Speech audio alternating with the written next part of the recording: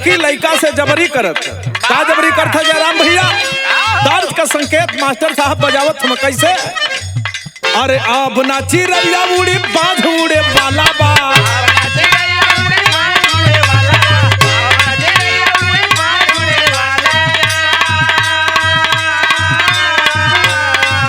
अरे अब ना चिरैया उड़ी बांध उड़े वाला बा, राज कर सोना हो माहौल बदले वाला बा, राज कर सोना हो माहौल बदले वाला बा, राज कर सोना हो माहौल बदले वाला बा।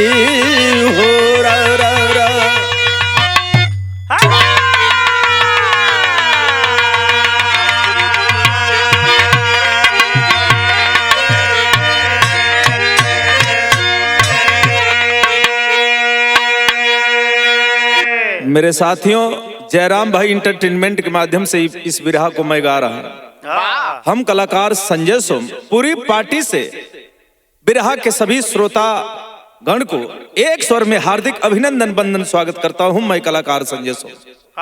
भूमिका में भाव लगल भैया हमारे धीरज भैया तनी दाता।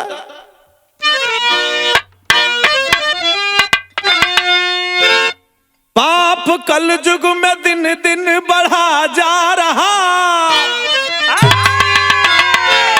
रुपयों पैसों पर दुनिया है बिकती यहाँ, नीच कर्मों पर दुनिया उतारू हुई, और अन्याय करके फिर झुकता यहाँ। मुंबई एक बिल्कुल है मशहूर शहर, उस शहर का निवासी है दीपक सुघर, पत्नी सविता से थोड़ा भी पटती नहीं, पत्नी सविता कहे अब न होगा गुजर।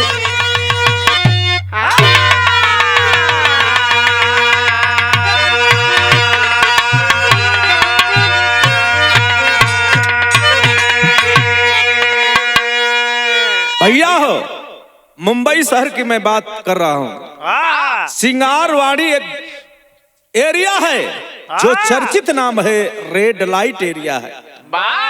वहीं का रहने वाला नाम दीपक और पत्नी का नाम सविता।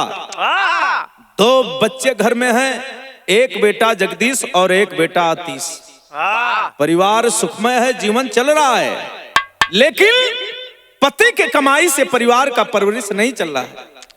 पत्नी एक दिन कहती है कि सुनिए हमारी बात, अगर आप अच्छा खासा कहीं अगर जॉब नहीं करेंगे, रुपया पैसा नहीं लाएंगे, तो मैं भी जाकर कहीं काम कर लूंगी। पति को इस बात का दुख है, लेकिन करे तो करे क्या। गजल का अंदाज लगल भैया हमारा आवत है।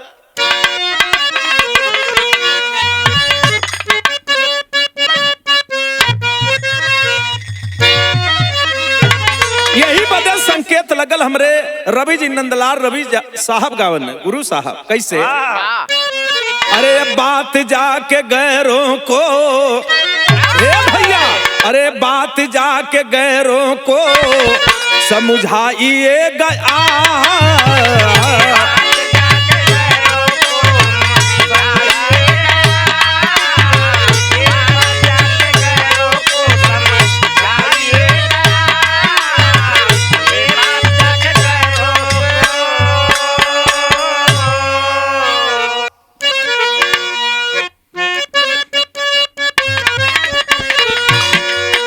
भैया हो नील भैया। यही वजह कहल गल, ये दुनिया के देख के और ये दुनियादारी के देख के कवि जी कितना अनमोल बात विरह में लिखल। का लिखल है?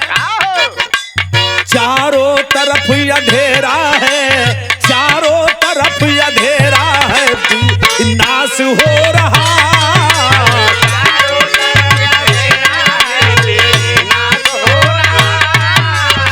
चारों तरफ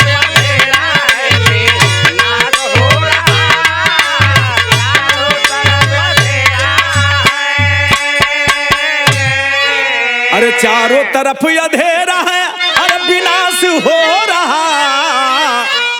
भैया अरे अपना पराया बन गया, अरे अपना पराया बन गया, बस नाश हो रहा।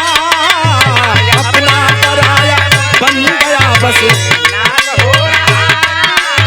अपना पराया बन गया, बस नाश हो रहा। अपना पराया बन गया। भैया हो, पत्नी कहती है कि आपके कमाई से खर्च नहीं चल रहा है, मुझे भी कमाना पड़ेगा। लेकिन पति कहता है कि ये मुंबई शहर है रे पगली, यहाँ बहुत किस्म के लोग रहते हैं, ये काम करो, तू मेरी बात मान, कुछ दिन और दिक्कत तकलीफ सह ले, फिर हम लोगों की दुनिया में सुखमय जीवन का उपहार मिलेगा। लेकिन पत्नी मानने के लिए तैयार नहीं है। विरह की स्टोरी में भाव लगल, करती क्या है?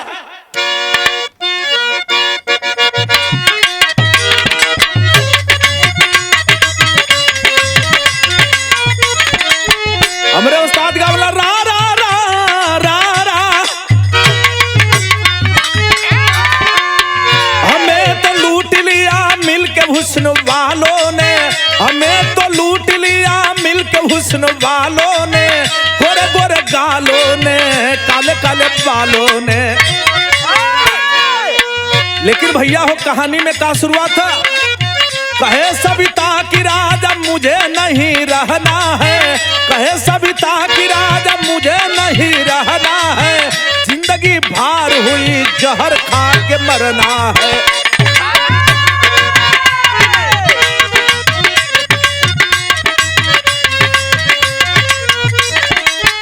जहर लेने के लिए रा रा रा, जहर लेने के लिए पहुंची एक दुकनिया हो, जहर लेने के लिए पहुंची एक दुकनिया हो, वही पुरुषोत्तम पापी मिल गया हरमिया हो।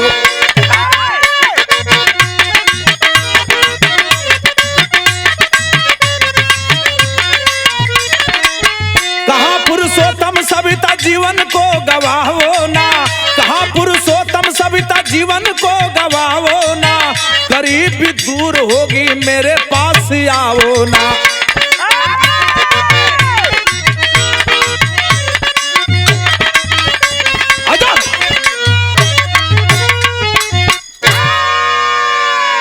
पति से नाराज पत्नी जाती है जहर लेने के लिए। तब तक उसी दुकान पर एक पुरुषोत्तम नाम का आदमी मिला, बोला कि रे क्यों रो रही हो सविता, क्या बात है? सविता बताती है कि मैं गरीबी से उब गई हूँ। अरे इतनी सी थोड़ी सी बात के लिए तू उब गई रे पगली, मरना चाहती है? इतना सुंदर तुम्हारा चेहरा, इतना सुंदर भाव है, क्यों मरना चाहती है रे? सुन मेरी बात, तुम मर मत रे पगली, सुन। अगर तुम्हें रुपया चाहिए तो चलो तुम्हें एक आदमी से मिलाता हूँ, तुम्हें बढ़िया काम बताएंगे और कुछ ही दिन में तुम मालो माल हो जाएगी। जब इस बात को सविता सुनी तो पुरुषोत्तम के साथ में चली है जावेद अली के पास। गई तो जावेद अली कहा, बोल क्या काम करेगी? आखिर सविता पैसे की भूखी है ना। बोली कि मैं कुछ भी कर लूंगी। अरे सोच ले, कुछ भी कर लेगी? हाँ साहब मैं कुछ भी कर लूंगी, लेकिन भैया हो जाओ, जाओ अपने घर पे जाओ और मैं तुम्हें तुम्हारे घर पे ही काम बताने के लिए आऊंगा। भैया हो भैल का एगो तर्ज लगल, आखिरकार वो जावेद कैलस का तर्ज है। आवा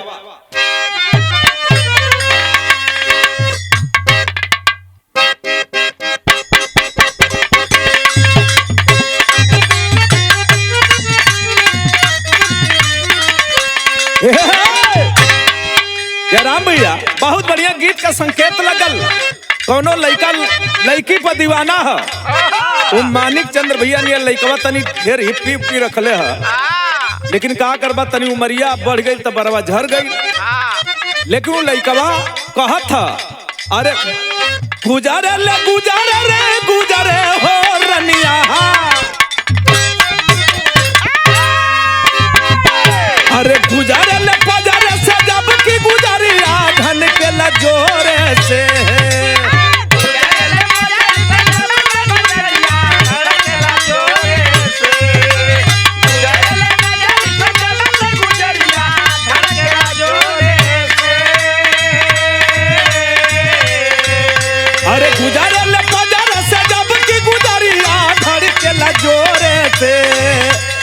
एक ही गो दिल बाटे सीना के भीतरिया, एक ही गो दिल बाटे सीना के भीतरिया, वो लगल बा तोरे से। एक ही गो दिल बाटे सीना के भीतरिया,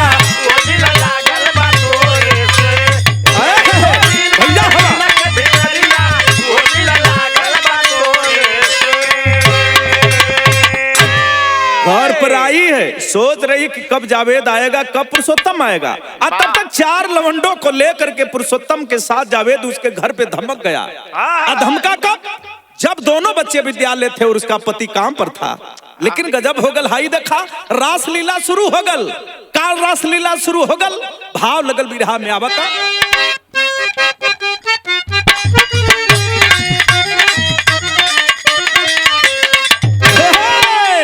धनावा के लोभी बनी गई गुजरिया रा रा रा। अरे धनावा के लोभी बनी गई गुजरिया, खन के लिकोरे में धनावा के लोभी बनी गई गुजरिया,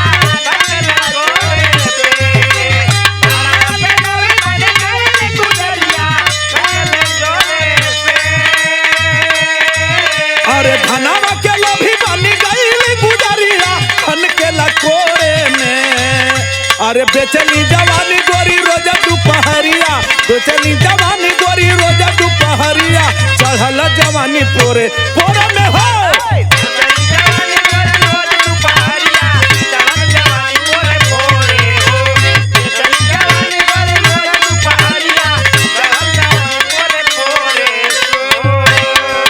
पैसे की भूख है। अब तो उसी दिन पहले ही दिन बात बन गई, 10,000 रुपया ले ले और सुन, इसी तरह लोग आएंगे तुम्हारे घर पे, थोड़ी ही समय दे देना और पैसा लेना। इसके बाद तू अपने घर और जो आएगा सो अपने घर। एक दिन का बात है, लड़का हो भैया, आखिरकार घरे ना हुआ, आदमी काम पर है, अचानक कोनो सामान भुला गल। जब घरे आल तब देखलस का, अरे जान सजन बोला बाबूर बमनवा,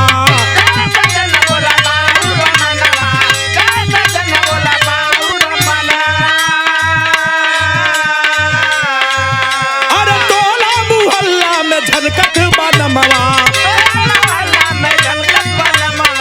टोला मुहल्ला में झनकत बनमवा। अरे जब मन करे देखा घूमेला बजरिया रा रा रा रा। अरे जब मन करे गोरी घूमेली बजरिया, झनकेली भोरे में, झनकेली भोरे में। हे भैया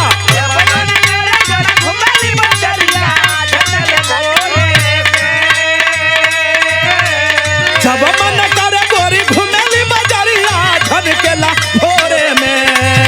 अरे बेचली जवानी गोरी दिन दोपहरिया, बेचली जवानी गोरी दिन दोपहरिया, चढ़ल जवानी पोरे पोरे में हो।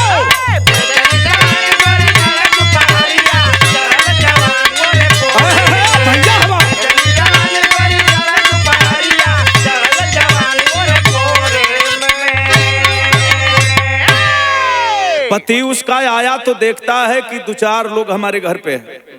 पूछने लगा ये कैसा आदमी है। उसकी पत्नी सविता कहती है कि आप नहीं जानोगे, और ये लोग मुझे कुछ काम बताने के लिए आए हैं, आप जब आए हो तो चले जाओ काम पर।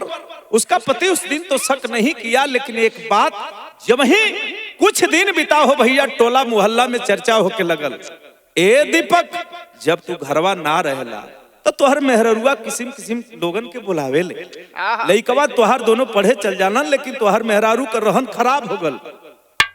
ये बात उसके दिमाग में खल रही है, लेकिन कैसे मैं कहूं अपने पत्नी को कि गलत है। लेकिन मेरे साथियों, रुपया पैसा गहना गुड़िया, अब तक शंका बढ़े लगल कि आखिर रुपया आवत कहां से बा, ये गहना किसिम किसिम का कहां से बनवावत बा। जब ओकर आदमी घरे ना रहे तब बाजार घूमे चल जा। बस भैया हो, आखिरकार एक दिन गजब हो गई। का गजब भइल? तर्ज लगल। कौन तर्ज भैया? हमार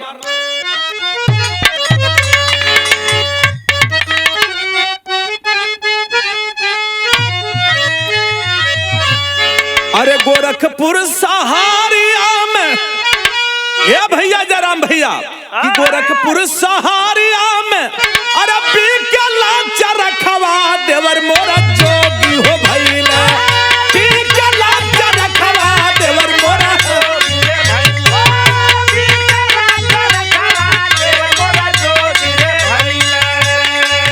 गोरखपुर सहारिया में पी के लाचा रखवा देवर मोरा जोगी हो भैला, चरखा हो मंगाईदा लहरादार देवर मोरा जोगी हो भैले, चरखा हो मंगाईदा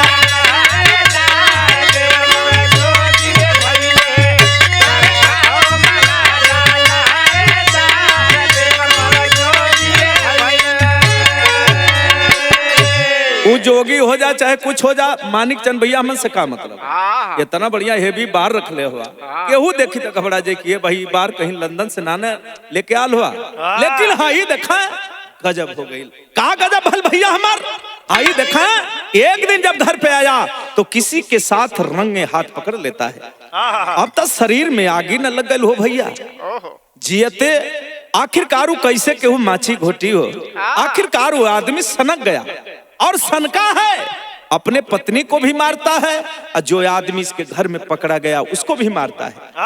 पत्नी बोले कि सुनो, तुम्हारे कमाई से घर का खर्च नहीं चलता है, मैं कमाती हूँ, बढ़िया ये सारी व्यवस्था मैं की हूँ, तुम कौन होते हो मुझे मारने वाले। इस पर नाराज होकर के पति चल देता है। और जब चला है तो मेरे साथी आखिरकार कुछ दूर जाने के बाद जब रात अधियाइल हो भैया फिर वापस आवत, जब आया तो दरवाजा खटखटा रहा है, जब दरवाजा खटखटा रहा है तो गजब हो गई, का गजब भइल भैया हमारा बा,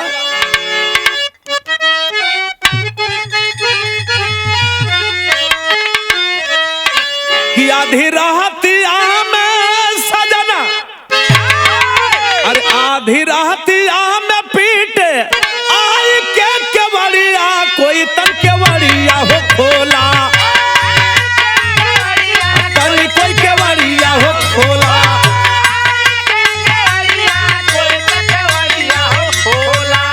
आधी रातिया में पीटे आई के केवड़िया, कोई तक केवड़िया हो खोला, रंग हाथ गईली पकड़ा, कोई तक केवड़िया हो खोला, रंग हाथ गईली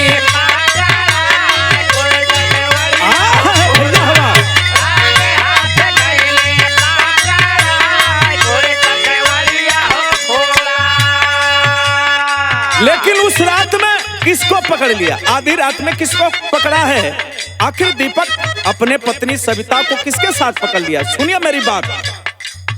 जावेद का दीपक धाई चापेला ससानिया हो, जावेद का दीपक धाई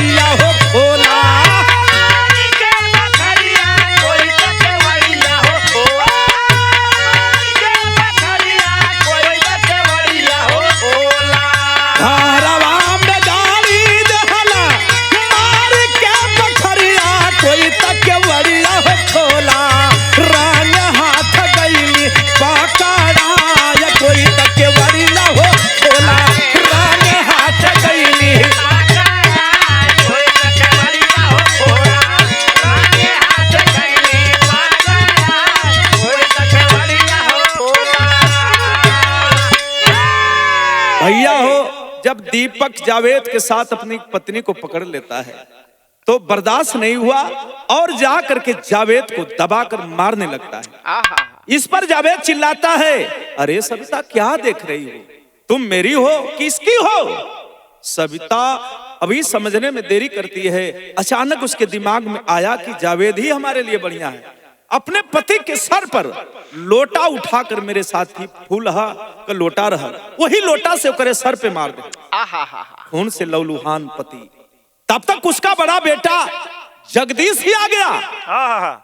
मेरे साथियों भी संसा चल रही थी। सविता और वो जावेद मिल करके उसे जबरी मार डालते। बेटा जगदीश देख रहा है, लेकिन बेटा जगदीश को माया मोह दे करके सविता उसकी माँ बोली कि बेटा किसी को न बताना, और उसी से ही एक कब्र बनवाए सब और अपने ही घर में उसको दफन कर दिया। किसी को क्या मालूम, गांव वाले मोहल्ले वाले तो जाने कि अपने में बात विवाद बढ़ा और उसका पति कहीं चला गया। धीरे धीरे समय कट रहा है, लेकिन यहर देखा जवानी बेचत बेचत सविता का बुढ़ाई आ गया। जब बुढ़ाई आई हो भैया, तो आखिरकार कोनो चीज का समय होला। सविता एक दिन जावेद से बोली है कि अब तो लगता है कि सारा खेल खत्म हो जाएगा और मेरी जवानी भी डल गई, कुछ उपाय करो वरना मेरा धंधा मंदा जा रहा है। केहू के अगर 500 का नोट देले हुआ भैया के 50 रुपया का नोट देबा तो के खरी सोचती है। लेकिन मेरे साथियों गजब हो गल, बुढ़ाई का शरीर है। तब तक जावेद कहता है कि घबराओ मत, नई नई चिड़िया फंसा करके लाऊंगा, उससे धंधा करना, सविता और ऐशो आराम करना। तेरी में भाव लगल भैया हमारा वा।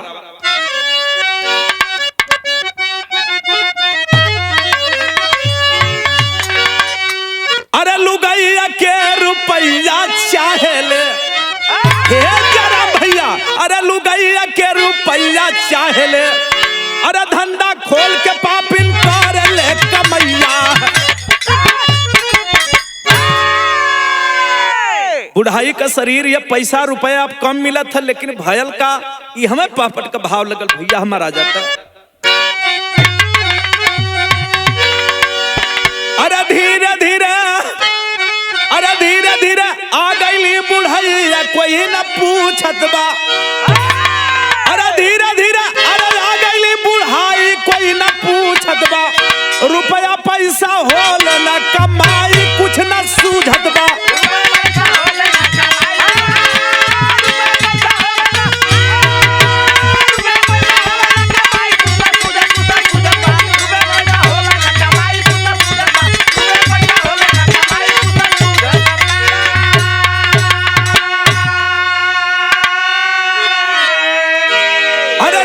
लड़की लेकर पहुंचा जावे, सुनला तब दलाल हो।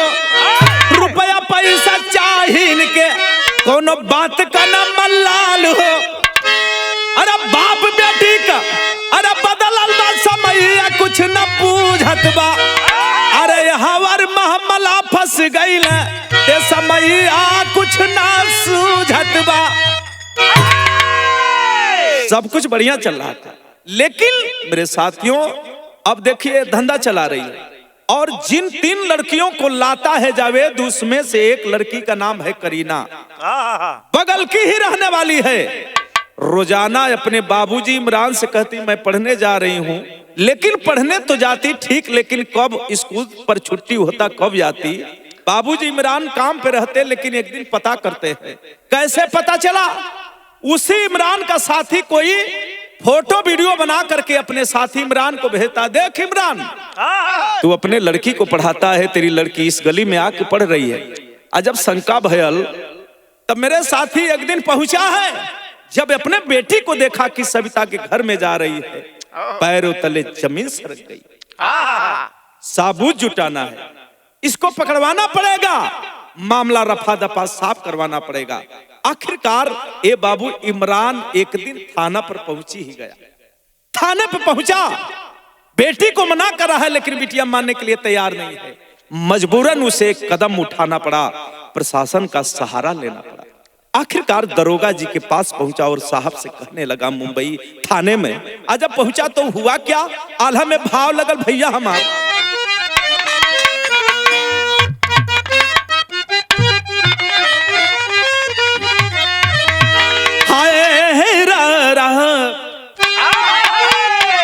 दरोगा जी के सामने इमरान कह रहा है कि बिटिया हमार जे कर, अरे बिटिया हमार जे कर, अरे बिगड़ल रहनिया साहब, कोठवे बजाले हमर बिटिया हो गवार,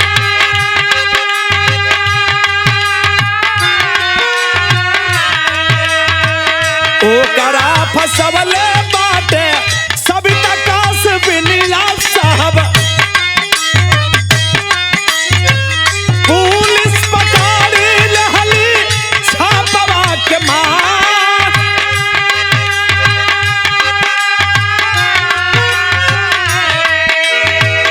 पातवा चलाला पुरु सोतम तेरी छनवा भैया,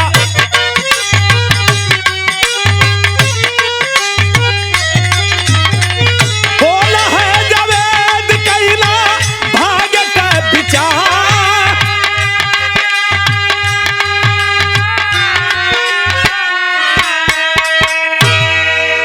कोठे पर रेड पड़ गया। और जब रेड पड़ा है दरोगा जी दल बल के साथ, एक अधिकारी नहीं कई आला अफसर पहुंचे हैं, पूरे कोठे को छेक लिया गया, कोई कहीं भागने न पाए, सबको सब पकड़ लिया गया, सब पकड़ लिया गए। मेरे साथियों, जो सविता थी उसको पुलिस प्रशासन मार रही है। बता ये लड़कियां तुम्हारे पास कौन लाता है? लड़की तीनों कापत है ये दरोगा जी। अरे हमन के घरे मत बताइया, दू ठे लड़की है वो कहते हमन के घरे मत बताइया दरोगा जी, हमन जानबूझ के मजबूर हैं जा जवन यहाँ आवल जाला, खैर नहीं बताएंगे, लेकिन तू बता रे लड़की किसके सहारे इस जगह पर तू आई है? लड़की बोल दी, ये साहब पुरुषोत्तम नाम का एक आदमी बाजार में दुकान करता है, वही यहाँ ला करके सविता से मिलवाया, तब से हम लोगों की आदत बिगड़ गई। पुरुषोत्तम को जब यह पता चला कि जो है सविता पकड़ ली गई है, तुरंत फोन उठा करके जावेद को कहता है, जावेद कहता है कि जितना जल्दी हो सके तुम फरार हो जाओ।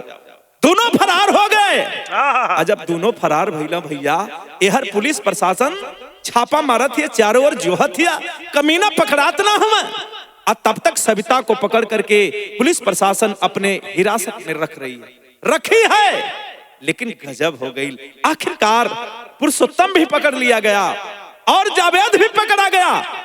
लेकिन जब पुलिस प्रशासन मारे लगल, तब पुलिस प्रशासन जब मारे लगल हो भैया, तब पूछे लगल पुरुषोत्तम और जावेद बताओ तुम का बताओ तुम सदर में भाव लगल। आजा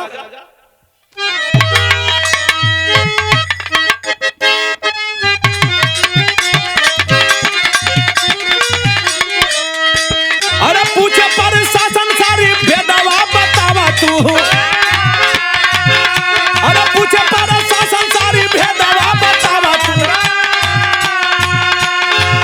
अरे फोनवा से पतावा लगा लेते ही बहारा, अरे फोनवा से पतावा लगा लेते ही बहारा,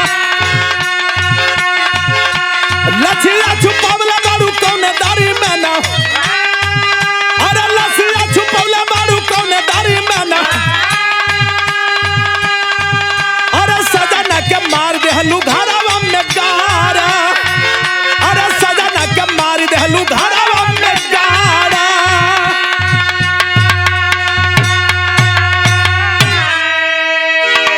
पुलिस प्रशासन सविता को मार रही और जावेद को भी मार रही है, पुरुषोत्तम को मार रही है। और तब तक एक संतोष नाम का लड़का आया फोटो लेकर के, साहब मेरे पिता 9 वर्ष के गायब हैं, कोई अता पता नहीं। दरोगा जी कहते हैं कि आओ आओ। ए सविता, तू तो क्रिमिनल आदमी है, बता इस फोटो को जानती हो?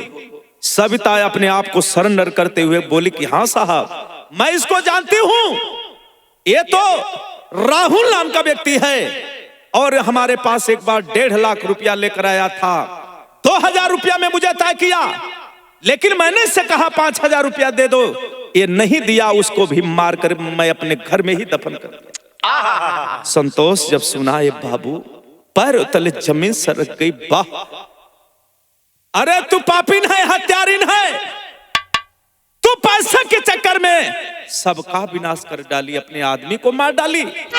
इतना नहीं तो तुम्हारे बच्चे थे इस तेरे कर्मों से, नीच कर्मों से दूर रहते हैं आखिरकार, ये पैसे का क्या करेगी सविता? दरोगा जी पूछत हुई पैसवा कहा करबू के करे बदे कमा लू? तुम्हारा पति मना किया लेकिन तू मानी नहीं, अपने पति को भी मार डाली। इतना नहीं, जावेद से प्रेम रख करके तूने क्या पाया रे सविता? लेकिन सविता रो रही है पुलिस प्रशासन के सामने, सारी बात को कबूल करती है।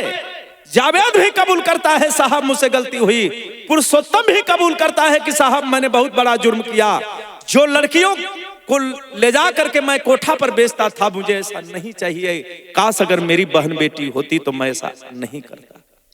रूह कांप जाती मेरे साथियों। सविता रो रही है और कह रही है दरोगा जी के सामने, कहती क्या है, खड़ी लाइन में भाव लगलावता।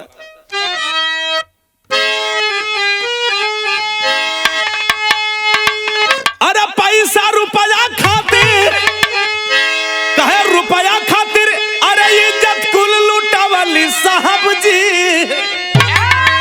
अरे अपन सजना के हम ही मुआवली साहब जी, अपन सजना के हम ही मुआवली।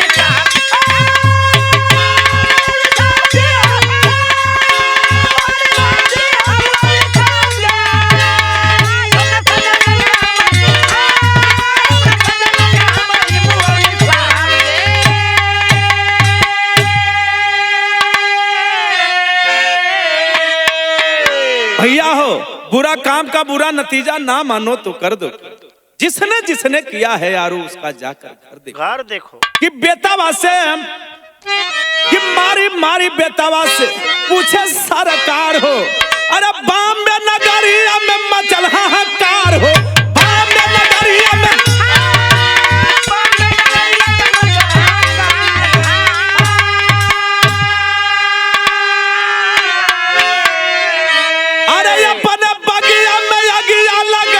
साहब जी अपने सजना क्या हम ही मुआवली साहब जी, अपने सजना।